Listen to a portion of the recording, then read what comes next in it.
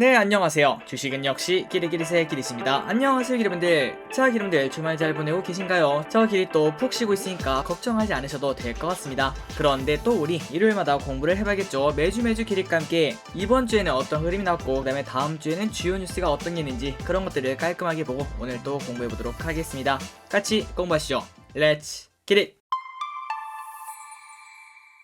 자, 바로 내용으로 보도록 하겠습니다. 오늘은 정말 빠르게 끝내보도록 할게요. 일단 코스피, 최근 코스피의 흐름을 딱 보니까 야, 이게 박스권이구나 이러한 생각이 절로 들 정도로 완벽한 박스를 만들어내고 있습니다. 그래서 이번 주 월, 화, 수, 목 이렇게 4일 연속 주가가 쭉 빠지더니 정말 다행히도 금요일날 데드캣 바운스인지 아니면 찐 바닥을 다진 건지 이 부분은 결국 시간이 지나봐야 할 수 있겠지만, 그런데 지금 봤을 때 빨간색 바닥권쯤에서 반등이 조금 나왔기 때문에 다음 주도 코스피는 예상외로 조금 강한 모습을 나타내지 않겠나 이러한 생각은 해볼 수 있을 것 같습니다. 새로운 악재만 없었으면 좋겠네요. 자, 그런 반면 코스닥은 조금 더 약한 모습을 보여줍니다. 그 이유는 금리 상승 때문에 성장주가 많이 분포되어 있는 코스닥이 조금 약한 모습을 보여준다 이렇게 볼 수 있겠죠. 그리고 조금 뒤에 확인하겠지만 미국장 나스닥은 금요일에도 하락했기 때문에 아마도 코스닥은 다음 주에 조금은 미지근한 그런 모습을 보여주지 않을까 이러한 생각을 해봅니다. 하지만 이거는 그냥 단순한 생각이기 때문에 결국 또 시간이 지나봐야 할 수 있겠죠. 그러나 우리가 지금 생각했을 때는 성장주한테는 조금 안 좋은 시기는 맞는 것 같습니다. 만약 우리 계좌가 성장주 100% 이런 식의 포트폴리오로 살짝 쏠림이 있다면은 전부 다 빼서 옮기는 게 아니라 한 10% 정도는 그 반대되는 지금 현재 조금 각광받는 경기 민감주 이쪽으로 옮기는 건 어떻겠나, 이러한 전략도 충분히 생각을 해볼 수 있겠죠. 이번 주말에 한번 고민을 해보시기 바랍니다. 그리고 다음으로 이번 주 매동을 보도록 하겠습니다. 자, 개인은 이때까지 매수를 했고요. 그리고 외국인 또 크게 매수를 합니다. 이거는 의미가 있다고 볼 수 있겠죠. 자, 그렇다면 외국인이 이렇게 사는 게 왜 의미가 있는가? 그건 바로 금융투자가 이렇게 매도하는 거를 충분히 예측할 수 있는 상황이라고 볼 수 있었습니다. 이 부분은 국내 많은 전문가들이 전부 다 언급했던 부분이죠. 자, 그러다 보니까 배당을 노리고 들어간 금융투자 물량이 이렇게 쏟아지는 게 당연한데, 만약 우리나라 시장이 아직까지도 매력이 없었다면 외국인을 굳이 그거를 받을 필요는 없을 것 같습니다. 그런데 그런 와중에 이렇게 조금씩 줍줍을 했다는 거, 이 부분은 충분히 의미를 찾을 수 있겠죠. 그리고 플러스 연기금도 이렇게 매도하고 있다는 거, 이 부분도 참고하시면 좋을 것 같아요. 게다가 이 부분을 절대 간과할 수가 없겠죠. 자, 환율이 최근 들어 슬금슬금 올라가서 많이 올랐습니다. 1204원. 자, 이런 식으로 환율이 쭉쭉 올라가면 외국인은 당연히 탈출하기 바쁘다고 생각을 해볼 수 있습니다. 주식도 떨어지는 와중에 환손실도 생길 수밖에 없는 상황이기 때문이죠. 하지만 이렇게 환율이 오르는 상황에서 외국인이 매도는커녕 소량이지만 매수를 하고 있다는 거, 이 부분은 앞으로 외국인은 지금 당장은 조금 올라갈 수 있겠지만 그러나 이제 환율은 고점을 찍고 떨어질 거다, 여기에 베팅하는 게 아니겠는가, 이러한 생각을 저기릿은 해봅니다. 그러니 여러분들 이 시각도 한번 참고해보시면 좋을 것 같습니다. 자, 만약 이 말이 맞다면은 이번 주에 외국인이 어떤 걸 샀는가, 이게 진짜 중요하겠죠. 조금 뒤에 확인할 수 있는 외국인이 이번 주에 크게 산 주식들, 이 부분은 꼭 꼼꼼하게 확인을 해야 될 것 같습니다. 다음으로 WTI입니다. 78.9달러 많이 올랐죠. 어느덧 80달러가 코앞입니다. 결국 여기까지 오다 보니까 최근 SO일도 많이 올라서 10만원을 딱 코앞에 두고 있죠. 아마도 다음 주에는 WTI 80달러 그리고 SO일도 10만원에 도전을 하지 않을까요? 그리고 다음으로 최근 금리 상승, 여기에 대해서 사람들이 관심이 많습니다. 자, 그렇다면 이 금리 상승하는 근본적인 원인이 뭔가요? 맞습니다. 인플레이션이죠. 그렇다면 우리가 이걸 절대 간과하면 안 될 것 같은데요. 전통적으로 인플레이션 방어는 금으로 한다, 이런 말이 정말 많습니다. 그래서 그런지 최근 들어 슬금슬금 오르고 있는 그러한 흐름을 나타내고 있는데, 과연 금가 앞으로 더 오를 수 있을지 이 부분은 한번 생각을 해보시면 좋을 것 같습니다. 그리고 플러스 혹시 아직까지 금을 어떻게 투자해야 되는지 모르신다면은 오른쪽 위 그리고 아래 댓글에다가 링크를 달아드리도록 하겠습니다. 그걸 보시면은 금을 이렇게 투자하는 게 가장 싸구나, 이걸 아실 거라고 생각해요. 다음으로 미국 10년물 국채금리를 보도록 하겠습니다. 진짜 말 그대로 급등을 하고 있죠. 그러다 보니까 시장이 발작할 수밖에 없는 상황이고, 아마도 이제 얼마 지나지 않아서 살짝 잠잠해졌다가 다시 또 상승하지 않을까, 이러한 생각을 해봅니다. 그리고 빅스를 봤을 때는 아직까지는 크게 걱정할 필요는 없을 것 같습니다. 금요일날 미국장 어떻게 끝났는지 보도록 하겠습니다. 다우산업 포함, 나스닥 총합 1% 하락, 그 다음에 S&P 500 0.4% 하락. 자, 온도 차이가 있는 걸 확인할 수 있죠. 성장주 위주인 나스닥은 크게 빠지는 걸 볼 수 있고, 그 반면 다우산업은 보합으로 끝났네요. 그렇기 때문에 아까도 말씀드렸다시피 성장주에 올인을 하고 있다면 조금은 다양화하는 게 어떻겠나, 이렇게 말씀드리고 싶습니다. 자, 뉴스를 통해서 미국장이 왜 이렇게 되는지 한번 보도록 할게요. 연준 조기 긴축 예고에 아직도 이것 때문이네요.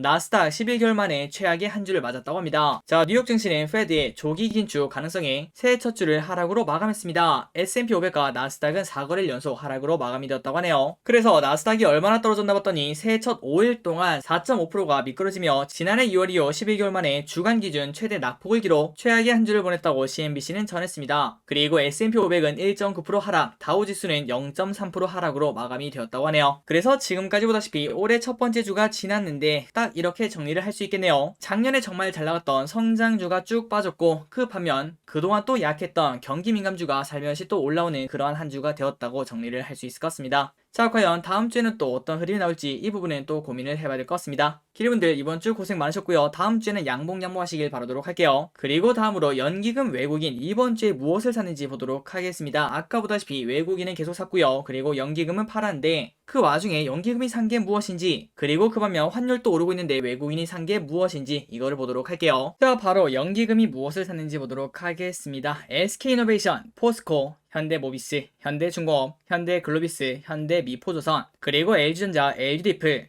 KB금융, 삼성화재, ST바이오센서, 현대차, 현대제철, 하나에어로스페이스, DB손해보험, 만도, 우리금융지주, NC소프트, 현대건설을 매수합니다. 다음으로 외국인은 당연히 삼성전자를 가장 많이 샀겠죠. 삼성전자, 현대글로비스, LG화학, SK하이닉스, 기아, 포스코, LG디스플레이, 삼성전기, 현대차, 위메이드, 하나금융지주, 현대모비스, 현대중공업, DB하이텍, KB금융, 삼성전자우, S-오일, 메리츠금융지주, SK텔레콤 매수합니다. 그리고 마지막으로 개인분들이 가장 많이 산 게 뭘까요? 삼성전자를 가장 많이 샀네요. 그리고 카카오, 네이버, 크랩톤, 타이거, 차이나전기차 ETF, LNF, 코스닥 150 레버리지, 삼성 SDI, 카카오게임즈, 하이브, 카카오뱅크, LG노텍, 삼성바이오틱스, SK하이닉스, 레버리지, 동진세미캠, 위메이드, NC소프트, SKIT를 매수합니다. 자, 그리고 다음입니다. 이번 주에는 어떤 일이 있었는지 복습을 해보도록 하겠습니다. 자, 1월 3일부터 이러한 뉴스가 나왔죠. 증시 1월 효과, 기대감 솔솔, 외인 선호, 반도체 등 대형주에 관심을 두라. 자, 일단 지금까지는 1월 효과, 야, 이거 1월 효과 있는 거 맞아, 이러한 생각이 충분히 들 수 있을 것 같은데요. 하지만 외국인들의 매수를 보니까 진짜 반도체의 사랑은 엄청난 것 같습니다. 과연 어떤 결과가 나올지 관심있게 봐야 될 것 같습니다. 그리고 다음입니다. 올해 주식시장에서 가장 큰 뉴스 중 하나가 아닐까 이렇게 볼 수 있겠죠. 오스템 임플란트 직원 1,800억 빼돌려 주식 투자. 일단 지금까지 나온 거는 1,800억에서 1,500억 정도는 회수할 수 있다, 이러한 뉴스가 나왔으며, 그렇다면 거래 정지가 금방 풀리는가? 하지만 이 부분은 아직까지는 예단할 수 없다고 합니다. 공범이 있는지 없는지 이 부분이 매우 중요하다고 하는데요. 그 결과가 나오기까지는 조금 시간이 필요하겠죠. 아마도 많은 오스템 주주분들이 조금 힘든 시간을 보내지 않을까 이러한 생각을 해봅니다. 힘내시길 바래요. 그리고 다음입니다. 미국 테슬라 공급망 혼란에도 지난해 차량 인도 87% 늘어. 이러한 소식이 나오니까 테슬라가 그날 당일만 13%나 올랐습니다. 언젠가는 우리나라에 있는 현대차에도 호재만 가득가득 나오는 그러한 상황이 펼쳤으면 좋겠습니다. 그리고 다음입니다. 시멘트 값이 오른다는 뉴스가 나왔죠. 그래서 시멘트주가 엄청나게 급등을 했는데, 그런데 그 중에 한 회사가 주가가 오르자마자 자사주를 갖다 팔았습니다. 야, 이런 거는 진짜 조금 너무 아쉽지 않나? 그냥 주가가 평온할 때 팔 때는 뭐 상관이 없다고 생각합니다. 당연히 주식은 팔 수도 있죠. 그런데 단기적으로 주가가 오르자마자 아이고 타이밍이다 이렇게 파는 거는 물론 회사 입장에서는 좋겠지만 진짜 말 그대로 조금은 아쉽다 이렇게 볼 수 있겠죠. 그리고 다음입니다. 현대차가 로봇의 진심이라고 하는데요. 자, CES에서 자동차는 안 보여주고 로봇만 왕창 보여줬다고 합니다. 이러한 뉴스가 지속적으로 나오니까 로봇 관련주 안 오를 수가 없겠죠. 그리고 다음으로 목요일날 이 뉴스가 나와버렸죠. 미국 조기 긴축 우려. 그러다 보니까 나스닥이 급락했으며 우리나라도 그거를 피해갈 수는 없었습니다. 하지만 이러한 리포트가 나온 걸 확인할 수 있네요. 지금 현재 미국은 하락을 조금은 걱정을 해야 되지만, 그러나 한국은 하방 위험이 낮다. 그 이유가 뭔가 봤더니 조금은 씁쓸하지만 한국은 이미 많이 빠져있기 때문에 더 이상 빠질 데가 없다고 합니다. 미국은 지속적으로 상황이 안 좋은데 금요일에는 우리나라가 조금 반등을 했기 때문에 그나마 일리가 조금은 있나 이러한 생각도 해봤습니다. 그리고 목요일에는 정몽구, 정의선, 현대글로비스 지분을 10% 매각을 했다고 합니다. 그리고 이 이유는 당연히 팔 수밖에 없었던 상황이라고 하는데요. 그런데 10%나 블록딜했기 때문에 아마도 주가가 빠질 것이다 이러한 예측이 많았지만, 그 10%를 누가 사갔나 봤더니 바로 칼라일이 사갔다고 합니다. 세계적인 사모펀드가 그걸 사갔으니까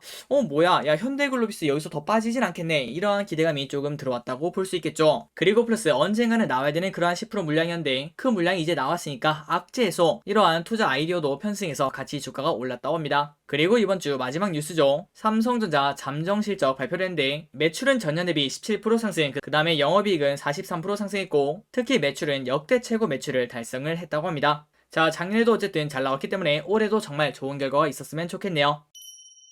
자, 마지막으로 다음 주 주요 일정, 내일부터 어떤 일이 있는지 한번 깔끔하게 보고 끝내보도록 할게요. 일단 첫 번째, JP모건 헬스케어 컨퍼런스가 있습니다. 과연 이 전후로 바이오에 관련된 기업들이 좋은 흐름을 나타낼지 관심있게 보시면 좋을 것 같습니다. 그리고 아래에 있는 수많은 기업들이 관련된 기업이니까 참고하시면 좋을 것 같고요. 그리고 다음으로 일본 증시는 휴장을 한다는 거 알려드리도록 하겠습니다. 자, 화요일에는 이러한 뉴스가 있네요. CJ제일제당, 레드바이오 자회사 CJ바이오사이언스 출범. 그래서 저기리시 뭐야, 청약하는 기업 그런 거 없었는데 라고 생각을 했더니 천랩이라는 기업이 이제 이름이 바뀌어서 CJ바이오사이언스가 된다고 합니다. 이 부분은 참고하시면 좋을 것 같고, 그리고 최근 주가가 오르고 있기 때문에 기대감이 현재 존재하고 있구나, 이러한 생각을 해볼 수 있겠네요. 그리고 수요일에는 크래프톤의 게임 배틀그라운드가 무료화가 진행이 된다고 합니다. 참고하시면 좋을 것 같습니다. 같은 날 해운사 운임 담합 3년 만에 결론이 난다고 하네요. 공정위 내달 12일 전원회의. 자, 이번 주 수요일 공정거래위원회에서 국내외 해운사들의 동남아시아 항로 운임 담합 사건에 대해서 제재 수위를 결정을 한다고 합니다. 3년 만에 최종 결론이 나온다는 거 알고 계시면 좋을 것 같습니다. 그리고 목요일에는 옵션 만기일, 그리고 이 전후로 금융투자의 매도가 조금 잠잠해지지 않겠나, 이런 시각이 많은데요. 과연 실제로 그럴지, 그리고 그때 연기금 또 들어오고 외국인은 지속적으로 매수를 할지 관심있게 봐야 될 것 같습니다. 다음으로 금요일 또 금리가 올라갈 예상이라고 하네요. 이번 주 금요일에는 금융통화위원회가 열리는데 일단 지금 전망으로는 아마도 올리지 않겠나.